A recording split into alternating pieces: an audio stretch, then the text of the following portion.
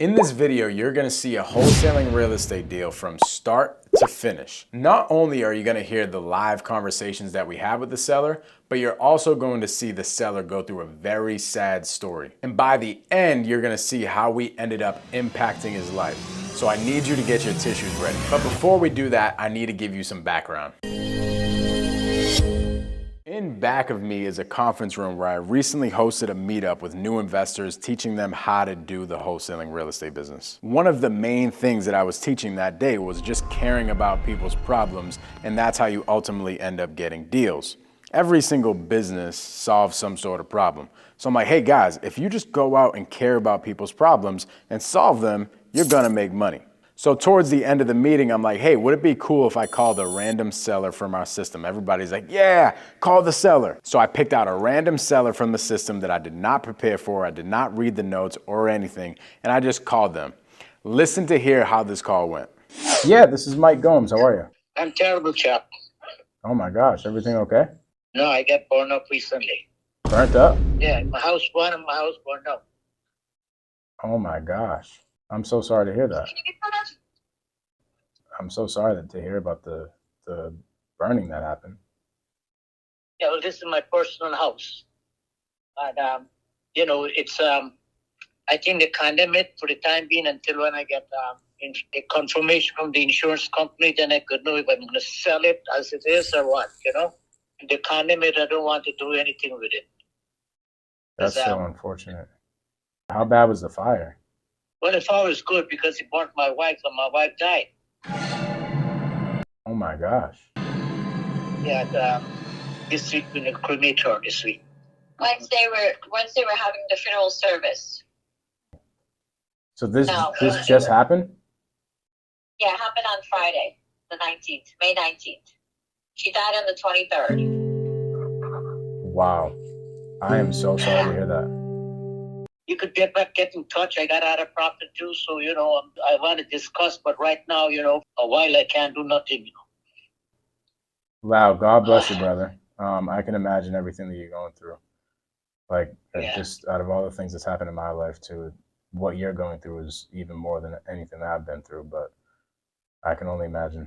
But God bless you and you guys' family. You said that this was your personal house, right? Yeah, this is my personal house, yeah. So do you have a place to go and everything right now? Are you guys okay? My daughter right now and my wife, that's the parlor right now waiting for cremation. So just me and my wife. Got it. Okay. Well, if you guys need any help with like maybe an apartment or hotel or something like that, we could potentially help you find something or work something out later on. But I know you guys got a lot on your plate at the moment. Right. All right, Mike, I appreciate you call. I think I got your number up on my cell. I'm so sorry to hear about all the stuff that's going on. I know this property is probably like the last thing on you guys' mind.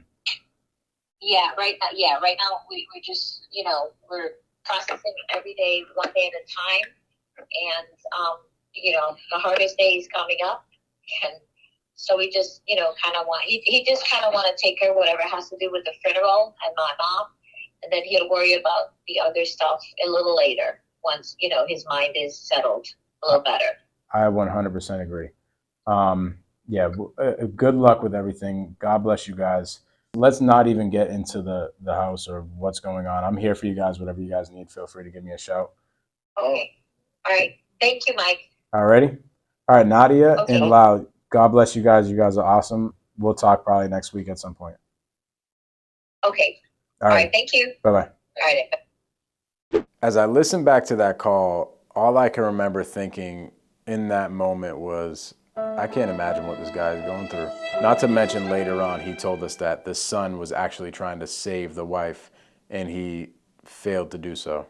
Story is just riveting, to be honest. I can't imagine. So in that moment, as I'm on that seller call, you can kind of see how I'm not really caring about the property. I'm just like empathetic genuinely about the guy's situation. That's really all I cared about in that moment, was what this guy is going through. But here's a cool thing that ended up happening. There was a guy named Brendan at that meetup, and Brendan comes up to me right after that call and he's like, bro, do you know that everybody here is going to remember that call for the rest of their lives? Like, most people never actually see this whole entire thing play out, never mind a situation like that. And I was like, yeah, you're right. I didn't realize that because this is what we see pretty much on a weekly basis. But he was like, yeah, that was insane. I want to be a part of this. So literally a month later, Brendan ends up joining our team as one of our closers. And here's the coolest thing that happens. This guy that we just talked to ends up in Brendan's pipeline in his follow-up sequence. So Brendan calls this guy and follows up with him until the insurance claim goes through. Brendan does such a good job talking to the seller throughout the whole entire process. Listen to exactly what the seller ended up saying at the end of the deal. Good morning. Hey, just wanted to call and say thank you for your patience during this transaction, and I want to wish you all the best. I appreciate it very much. I was blown away by how composed you were able to remain and still remain. So I really wish you all the best. Stay in touch. Anytime you want to reach out, we're here. Sure. Wish you all the best in the future, and thanks to your son as well. It hurt me that I got to sell it, and I pleased too that I have to do it, and to make her, satisfied that I give our children all the assets, all the money that I get in. I give my son all of that money. Okay, good. I would say maybe if the big picture, all the hard work that you put into making the investment in the real estate now pays you in a way that you could not have imagined, I guess, right? And then Yes, indeed. Yes, indeed. and then but at the same time, the transaction could not really have happened if we didn't meet, because our team is special. We try to take things very carefully, and there's a lot of knuckleheads out there that promise things and waste people's time. Well, you see, that's why I give you guys the opportunity. I get so much option, but when you speak to me, you convince me. And Oh, good. I trust it. Yeah, you did got a convincing, words and so forth. My partner Mike tell you the story about how we first met, Mike and I and you? No, I did not. The first time you spoke to us, you spoke to my partner Mike. Okay. And it was the day after the fire. Well, we've been in touch with you for a long time. Our records show that, like, our assistant in the office, Karen, called you a year ago to say hello. But just as a coincidence, Mike called you, okay? And when he did, it was the day, I think, after the fire. And we spoke he spoke to your daughter, he spoke to you, and I don't know if you remember that day. Your daughter probably will. It was a crazy day. And we called because we were, prior to that day, okay, you said, I'm thinking about selling. It was a different property we were talking to you about. Yes. The strange thing is that Mike told me about it. He was kind of heartbroken after speaking to you, you know? And then whenever Mike makes a connection, it hits my desk, and then I call the person and introduce myself and see if we can either buy the problem or help fix the problem, or maybe it's not a deal. Right. Because prior to the same day, the previous day, a guy come to inspect the place. He's the first one. He sent me a flyer, and he's a local fellow.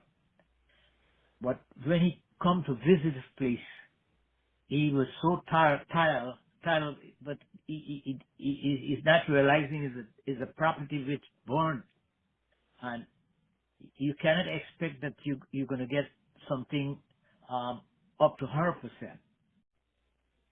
So I tell him when I talk to you, tell him, lay hold on, put him aside, and you're going to discuss the matter with me. And so said, so done. I put him aside. I never get back to him. And I started, corresponding with you guys. And then when you started talking to me, they said, I'm going to give you guys an opportunity. My job correctly, that you do know, but the skepticism, it's healthy because there's a lot of scammers out there. There's a lot of there's a lot of bad people.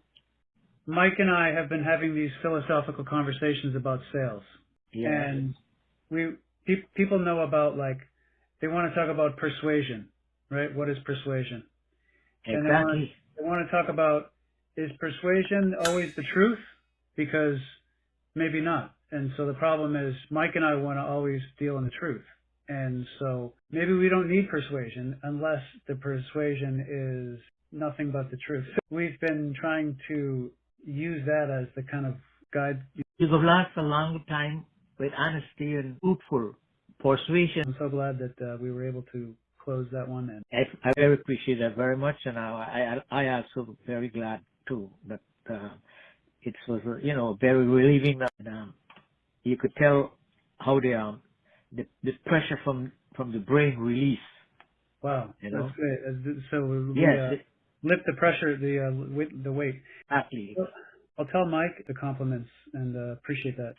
So Brendan's not the best negotiator ever or the best salesperson to ever walk this planet. He's pretty good.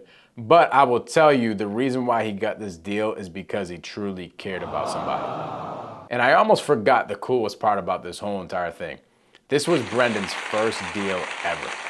Guys, you don't have to have the best script, the best system or process.